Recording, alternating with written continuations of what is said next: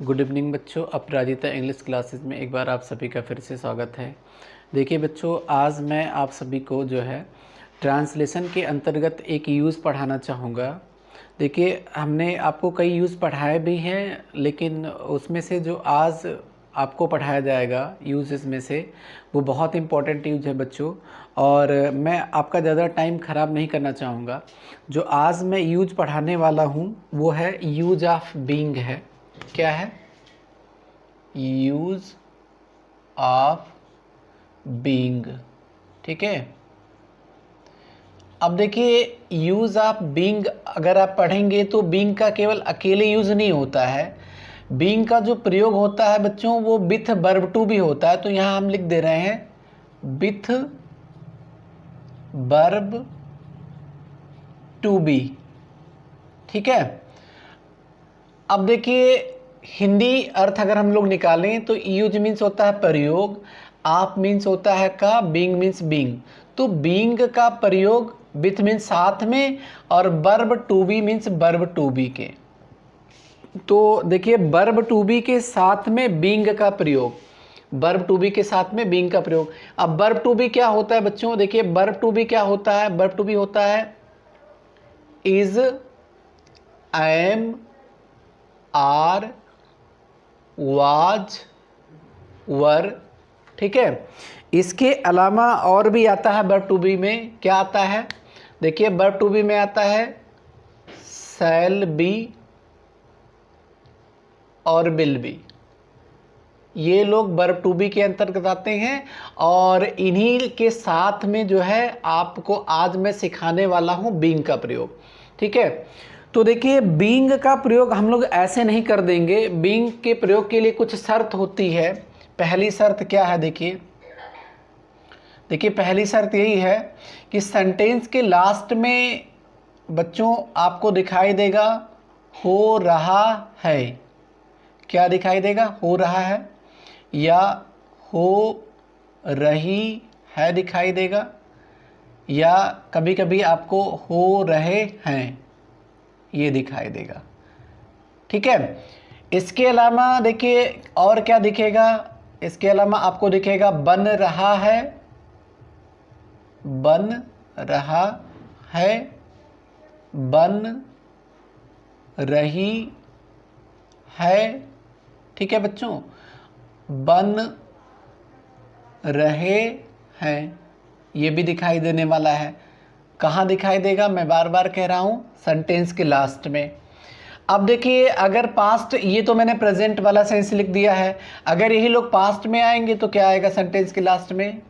Sentence के last में तब आएगा हो रहा था, हो रही थी, या हो रहे थे आएगा। ठीक है। अगर बनने के सेंस में देखा जाए तो फिर क्या दिखेगा? फिर दिखेगा बन रहा था, बन रही थी, या बन रहे थे। तो ये मैंने जो है ये पास्ट वाला सेंस जो है यूज़ कर दिया, लिख दिया। अब देखिए, अगर ये फ्यूचर के सेंस में आएगा तो क्या आ जाएगा बच्चों? अगर ये फ्यूचर के सेंस में आएगा तो जहाँ रहा है लिखा है वहाँ रहा होगा आ जाएगा। कैसे आएगा? देखिए कैसे लिखा हुआ आएगा। ये पास्ट वाला है, ये प्रेजेंट वाला है। अगर फ्यूचर वाले की बात करें तो क्या आ जाएगा? हो रहा होगा, हो रहा होगा, या हो रही होंगी। इसके अलावा हो रहे होंगे। ठीक है बच्चों। इसके अलावा अगर बनने के सेंस में फ्यूचर वाला देखा जाए तो क्या आ जाएगा? फिर आ जाएगा बन रहा होगा, बन रही होगी, या बन रहे होंगे। ठीक है बच्चों, ये इतने सारे जो है ये कंडीशन नंबर 1 के अंतर्गत आएंगे। अभी इत्यादि भी बोला जाएगा क्योंकि और भी कुछ वर्ड्स आ सकते हैं। तो ये था कंडीशन नंबर 1। और कंडीशन नंबर 2 क्या होगा? कंडीशन नंबर 2 होगा स्टूडेंट्स कि ये सभी शब्द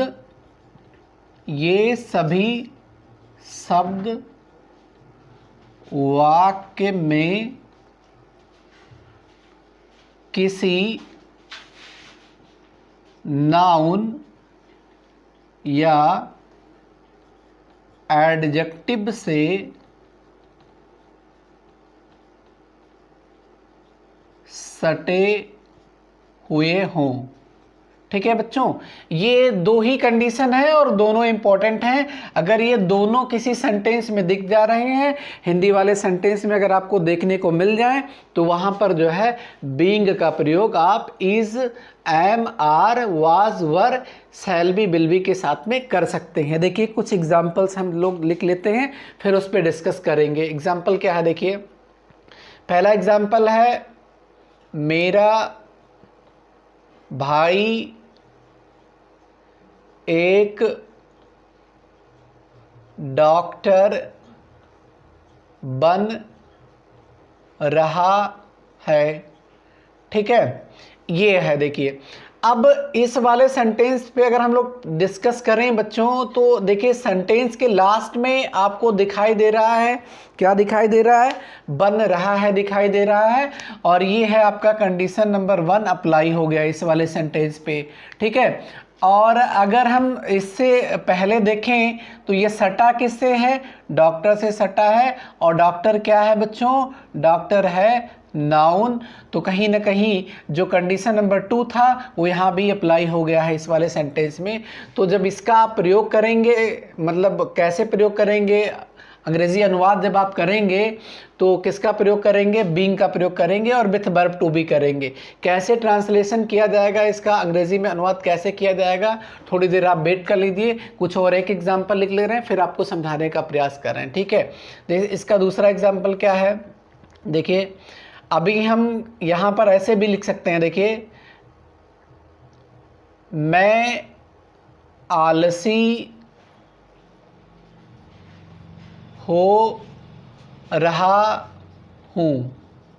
अब देखिए बच्चों, कभी कभी क्या होता है, देखिए यहाँ तो मैंने खुद के ऊपर ले लिया है। कभी कभी कोई आपको बोलता है कि तुम आलसी हो रहे हो, जब आप जैसे आप पढ़ाई कर रहे होते हैं, पढ़ाई में अगर आप अच्छे होते हैं और उस टाइम तो आपसे कहा जाता है कि भाई तुम बहुत बुद्धिमान बन रहे हो, बहुत बुद्धिमान हो रहे हो।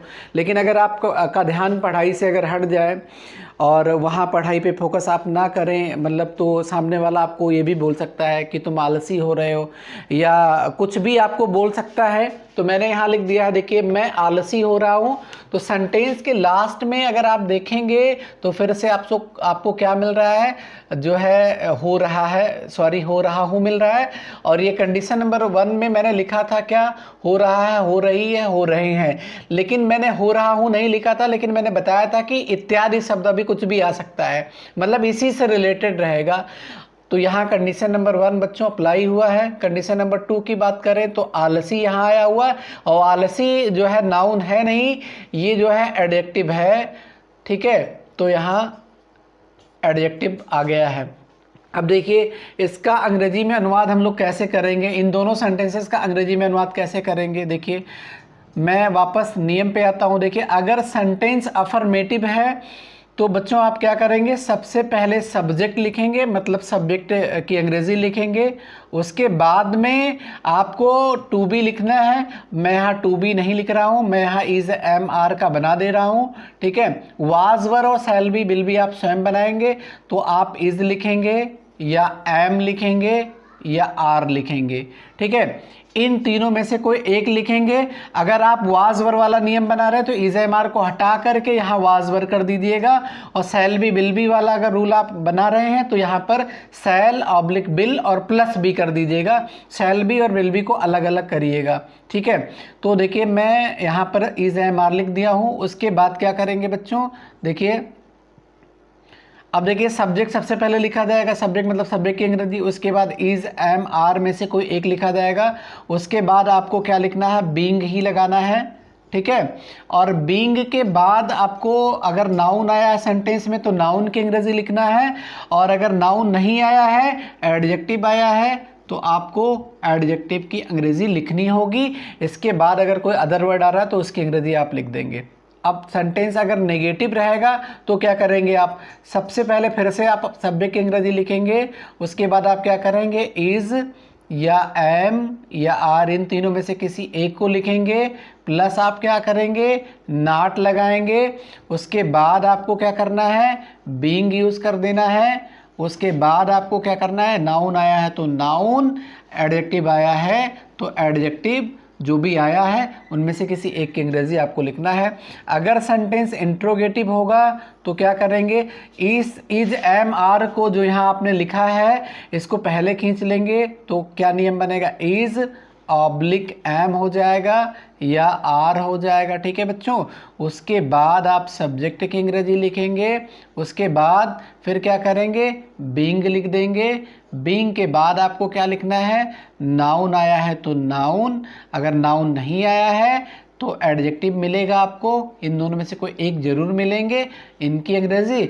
और मैं बार बार कह रहा हूँ, देखिए मैं अदर वर्ड लिख नहीं रहा हूँ, अगर बच्चों अदर वर्ड आ रहे हैं तो आप उस नाउन के या एडजेक्टिव के बाद में अदर वर्ड की अंग्रेजी लिख देंगे। ठीक है, अब देखिए एक लास्ट रूल है, अगर सेंटेंस इंट्रोगेटिव नेगेटिव आ गया, ठीक है, तो आप नियम कैसे बनाएंगे, फिर से आप इज एम आर को आगे ही लिखेंगे, is oblique am oblique are, plus क्या करेंगे सब्जेक्ट की अंग्रेजी, प्लस क्या करेंगे नॉट, उसके बाद आप लगाएंगे बीइंग, प्लस क्या करेंगे, नाउन आया है तो नाउन की अंग्रेजी, एडजेक्टिव आया है तो एडजेक्टिव की अंग्रेजी, और प्लस आपको क्वेश्चन मार्क लगाना होगा। और बच्चों अगर सेंटेंस के बीच में कभी कभी आप देखेंगे कोई क्वेश्चन वर्ड आ रहा है तो उस क्वेश्चन वर्ड की अंग्रेजी सबसे पहले लिख देंगे। और जाहिर सी बात है जब सेंटेंस में क्वेश्चन वर्ड आएगा तो कहीं ना कहीं वो इंट्रोगेटिव या इंट्रोगेटिव नेगेटिव के अंतर्गत जाएगा। अगर इंट्रोगेटिव में आ रहा है क्वेश्चन वर्ड, जैसे अगर ये आ जाए कि मेरा भाई एक डॉक्टर क्यों बन रहा है, तो देखिए यहाँ इंट्रोगेटिव हो जाएगा। अगर आ जाए मेरा भाई एक डॉक्टर क्यों नहीं बन रहा है, तो इंट्रोगेटिव नेगेटिव के अंतर्गत आएगा। तो क्वेश्चन वर्ड अगर आ रहा है सेंटेंस के बीच में, किस सेंटेंस के बीच में, हिंदी वाले सेंटेंस के बीच में, तो उसकी अंग्रेजी आपको सबसे पहले लिखनी है। अब हम लोग आते हैं जो हमने 2 एग्जाम्पल बोर्ड पे लिखा था उसको जो है ट्रांसलेट करने का प्रयास करें। ठीक है बच्चों, चलिए पहले वाले एग्जाम्पल पर आते हैं। पहला एग्जाम्पल देखिए, इसमें कौन है, देखिए यही है, मेरा भाई एक डॉक्टर बन रहा है। अब इसमें सब्जेक्ट कौन है, देखिए इसमें सब्जेक्ट है मेरा भाई। क्यों है, क्योंकि मेरे भाई के बारे में ही सेंटेंस में बात की जा रही है। और देखिए मैंने आपको बताया था, जिस वीडियो में मैंने आपको बताया था सब्जेक्ट और पार्ट ऑफ सब्जेक्ट, उसमें मैंने आपको बताया था कि सब्जेक्ट किसे कहते हैं। फिर से मैं एक बार रिवीजन करवा दे रहा हूँ। देखिए किसी भी सेंटेंस में जिसके बारे में बात की जाती है उसे ही सेंटेंस का सब्जेक्ट कहते हैं। मतलब कुल मिला के ये है बच्चों कि सेंटेंस होगा हिंदी का, उसमें जिसके बारे में बात की जा रही होगी वही सेंटेंस का सब्जेक्ट होता है। तो इस वाले सेंटेंस में मेरा भाई जो है इसी के बारे में बात की जा रही है, तो यही सेंटेंस का सब्जेक्ट होगा। ठीक है, अब आपने सब्जेक्ट ढूंढ ही लिया है। अब ये सेंटेंस अफर्मेटिव है तो जाहिर सी बात है अफर्मेटिव वाला नियम ही अप्लाई होगा। तो क्या कह रहा है, सबसे पहले आप सब्जेक्ट की अंग्रेजी लिखिए। तो मेरा भाई की अंग्रेजी क्या होता है, माई ब्रदर।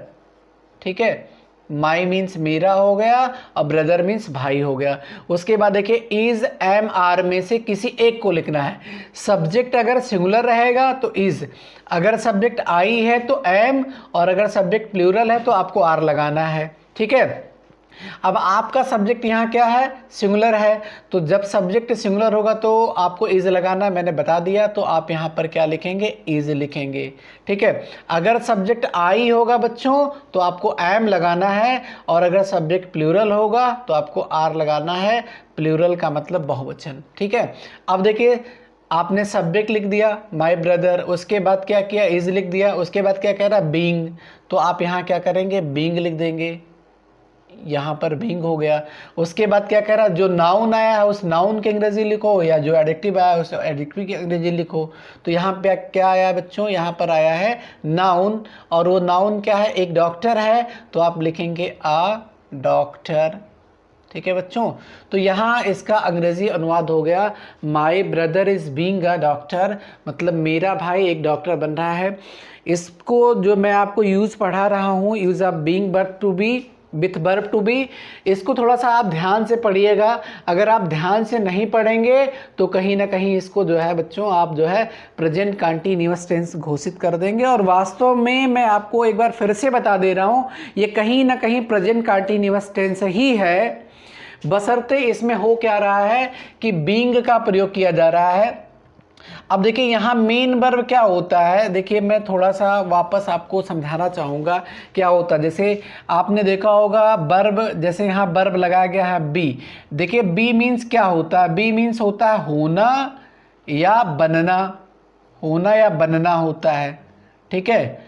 अब जब आपने प्रेजेंट कंटीन्यूअस टेंस पढ़ा होगा या आपने पास्ट कंटीन्यूअस टेंस पढ़ा होगा या आपने फ्यूचर कंटीन्यूअस टेंस पढ़ा होगा, तो उसमें आपको बताया गया होगा, क्या बताया गया होगा कि जिन हिंदी वाक्यों के क्रियाओं के अंत में क्या आ रहा है, रही है, रहे हैं, या रहा था, रही थी, रहे थे, ठीक है, या रहा होगा, रही होगी, रहे होंगे, आते हैं, उन्हें प्रेजेंट कंटीन्यूअस, पास्ट कंटीन्यूअस या फ्यूचर कंटीन्यूअस टेंस कहते हैं। अगर रहा है आ रहा है वाला आ रहा है, रहा है, रही है, रहे आ रहा है, तो वो फिर क्या होता है, वो प्रेजेंट कंटीन्यूअस टेंस होता है। अगर रहा था, रही थी, रहे थे आ रहा है, तो वो पास्ट कंटीन्यूअस टेंस होता है।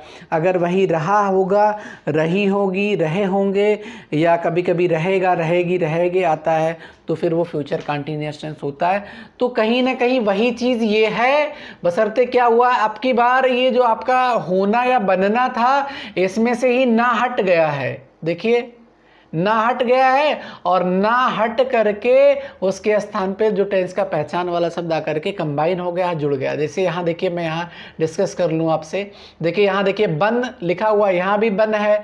अब देखिए रहा है यहाँ आया तो ना हट गया। जब भी मैंने आपको टेंस सिखाया होगा या मैंने आपको कोई भी वर्ब बताया होगा, तो मैंने आपको बताया होगा कि कोई भी वर्ब होता है उसमें ना ज़रूर आता है।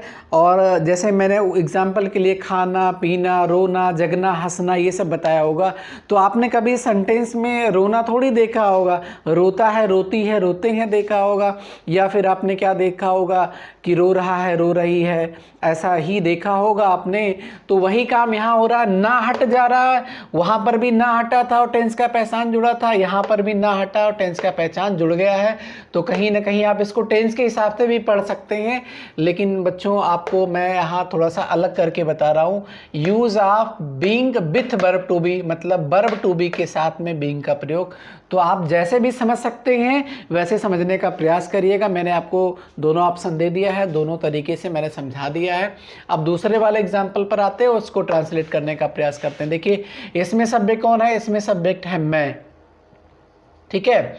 और यहाँ देखिए अगर इस वाले सेंटेंस की हम लोग बात करें तो ये भी अफर्मेटिव सेंटेंस ही है, तो कहीं ना कहीं अफर्मेटिव वाला ही रूल लगेगा, क्योंकि जैसा सेंटेंस होगा वैसा ही नियम लगने वाला है।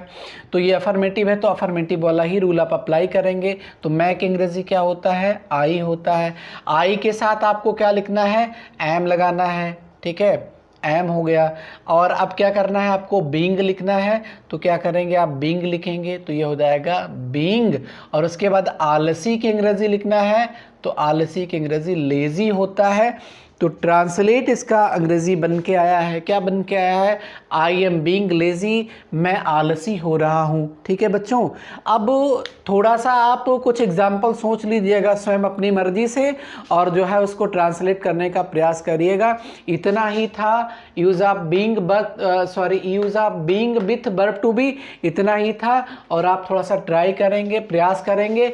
फ्यूचर वाले पे अगर आपको समस्या हो रही होगी तो यहाँ जहाँ मैंने लिखा बन रहा है वहीं यहाँ हो जाएगा बन रहा होगा। जैसे मेरा भाई एक डॉक्टर बन रहा होगा, या मैं आलसी हो रहा होऊंगा, ऐसा कुछ आएगा, ठीक है बच्चों। अब हम आपसे एक नए वीडियो के साथ, एक नए लेक्चर के साथ जो है नेक्स्ट वीडियो में मिलेंगे। तब तक के लिए जय हिंद, जय भारत।